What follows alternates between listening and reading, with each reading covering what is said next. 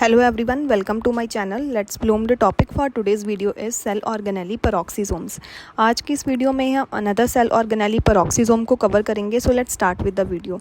सबसे पहले basically peroxisomes होती क्या हैं. These are basically the microbodies, ऐसी सेल ऑर्गेनेलीज जो कि बहुत ही ज़्यादा स्मॉल इन साइज़ होती हैं. पेरोक्सीजोम बेसिकली ऐसी ऑर्गेनेलीज हैं जिनके आसपास हमें एक single layer of plasma membrane दिखाई देती है.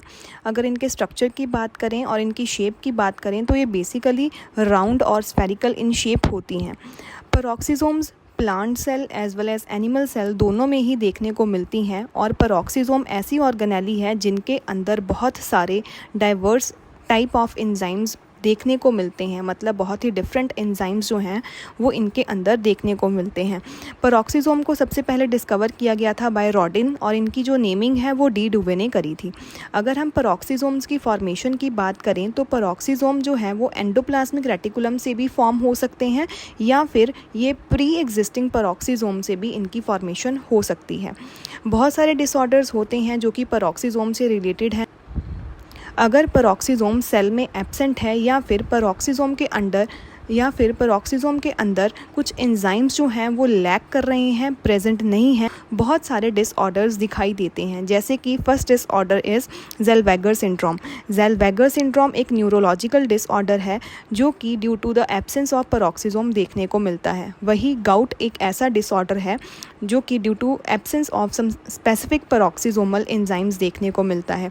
गाउट में क्या होता है बेसिकली कि पेरोक्सीजोम के अंदर कुछ स्पेसिफिक एंजाइम जो है वो लैक कर जाता है जिसकी वजह से यूरिक एसिड की एक्यूमुलेशन हो जाती है. Disorder is एड्रेनोल्यूकोडिस्ट्रॉफी.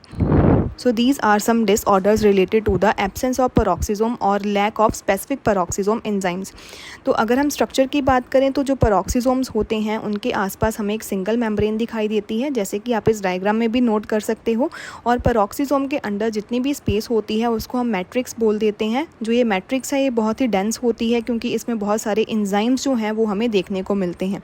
अब ये डाइवर्स एंजाइम्स कौन से होते हैं और इनका फंक्शन क्या होता है ये हम कवर करेंगे नेक्स्ट स्लाइड में. Next are the functions of peroxisome. Peroxisomes function to rid the body of toxic substances. Basically peroxisome हमारी बॉडी से बहुत सारे टॉक्सिक सब्सटेंस के रिमूवल के लिए भी रिस्पॉन्सिबल होती है. पेरोक्सीजोम के अंदर बहुत सारे डाइवर्स एंजाइम्स प्रेजेंट होते हैं जो कि बहुत सारे प्रोसेसेस को कैटालाइज करते हैं, बहुत सारे प्रोसेसेस को परफॉर्म करते हैं, जैसे कि beta oxidation of fatty acid, metabolism of lipid, then oxidation of cholesterol etcetera. अगर हम फर्स्ट फंक्शन की बात करें तो पेरोक्सीजोम्स जो हैं वो basically beta oxidation of fatty acid को परफॉर्म करते हैं.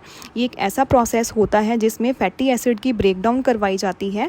फैटी एसिड ब्रेक डाउन करके एसिटाइल कोएंजाइम ए में कन्वर्ट हो जाते हैं. और जो ये रिएक्शन है ये in case of plant cell and yeast cell ये रिएक्शन एक्सक्लूसिवली पेरोक्सीजोम्स में ही दिखाई देती है. वहीं एनिमल सेल में beta oxidation of fatty acid जो है वो माइटोकॉन्ड्रिया में दिखाई देती है. So this is the first function of peroxisome. The second function of peroxisome is formation of plasmalogen. अब जो पेरोक्सीजोम्स होते हैं वो साइट होते हैं for the formation of plasmalogen. प्लाज्मेलोजन basically ऐसे फॉस्फोलिपिड्स होते हैं जो कि माइलिन शीथ की फॉर्मेशन के लिए रिस्पॉन्सिबल होते हैं. जो हमारे नर्व सेल्स होते हैं उनके ऊपर माइलिन शीथ की लेयर देखने को मिलती है. नर्व सेल्स के एक्सोन रीजन पर माइलिन शीथ की लेयर देखने को मिलती है. माइलिन शीथ जो है वो रिच होती है इन प्लाज्मेलोजन्स जो कि एक फॉस्फोलिपिड है और इन फॉस्फोलिपिड्स की फॉर्मेशन पेरोक्सीजोम में होती है. इसी वजह से अगर पेरोक्सीजोम सेल में नहीं होगा या फिर उसके रिलेटेड एंजाइम्स एब्सेंट होंगे तो बहुत सारे न्यूरोलॉजिकल डिसऑर्डर्स दिखाई देते हैं. So this is all about the second function of peroxisome. The third function of peroxisome is photo respiration. Peroxisome में बेसिकली एक एंजाइम होता है ग्लाइकोलेट ऑक्सीडेज जो कि फोटो रेस्पिरेशन में हेल्प करता है. बेसिकली ग्लाइकोलेट ऑक्सीजन के साथ रिएक्ट करता है और ग्लाइऑक्सीलेट की फॉर्मेशन करवा देता है प्लस हाइड्रोजन पेरोक्साइड की फॉर्मेशन करवा देता है. ये रिएक्शन बहुत ही ज़्यादा एसेंशियल होती है for photo respiration. So this is the third function of peroxisome. The next function of peroxisome is जो peroxisome है उसके अंदर बहुत सारे catalases and oxidases enzymes present होते हैं. बेसिकली जो ये एंजाइम्स होते हैं ये क्या करते हैं, ये हाइड्रोजन पेरोक्साइड जो कि बहुत ही ज़्यादा डेंजरस होता है इसकी डिस्ट्रक्शन करते हैं, इसकी ब्रेकडाउन करवा देते हैं। अब ऑक्सीडेजेस ऐसे एंजाइम्स होते हैं जो कि हाइड्रोजन पेरोक्साइड जो है उनकी फॉर्मेशन करवाते हैं। वही पेरोक्सीडेजेस जिनको हम कैटालिसिस के नाम से भी जानते हैं वो हाइड्रोजन पेरोक्साइड को हमारी बॉडी से रिमूव आउट करने का काम करते हैं। क्या करते हैं, ये हाइड्रोजन पेरोक्साइड की ब्रेकडाउन करवा देते हैं इनटू वाटर एंड ऑक्सीजन, जिसकी वजह से जो ये डेंजरस मॉलिक्यूल है हाइड्रोजन पेरोक्साइड उसका रिमूवल हो जाता है हमारी बॉडी से। So this is all about the structure and function of peroxisome.